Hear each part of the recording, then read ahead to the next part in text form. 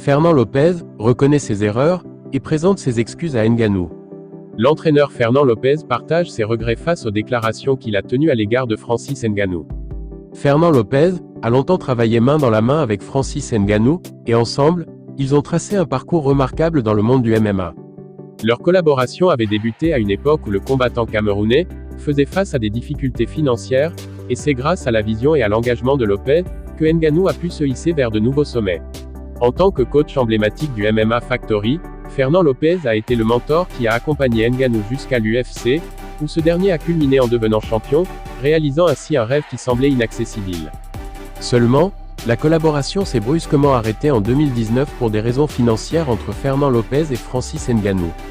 Au cours d'une interview pour l'émission « Les funérailles du tabou », Fernand Lopez a pris le temps de revenir sur certaines de ses déclarations passées et a exprimé ses regrets. Je suis le grand frère déçu de mon petit frère Francis Ngannou, et j'ai osé dire publiquement ce que je pensais au fond de moi. C'était une grosse erreur. Une erreur monumentale, qu'il ne faut pas commettre. Pas parce que c'est Francis ou quelqu'un d'autre, mais parce que, tout simplement, ce n'est pas la chose à faire, déclare-t-il à la chaîne YouTube Les Funérailles des Tabous. Vous pouvez le voir au cours de ma carrière, les choses ne se sont plus jamais passées de la même manière après cela. Plus jamais, je n'ai parlé en mal de l'un de mes élèves, parce qu'au final, ça ne m'honore pas. Ça n'honore personne d'aller exposer publiquement ses ressentis, aussi vrai soit-il. J'en ai tiré une leçon, a déclaré l'époux de l'artiste Charlotte Dipanda.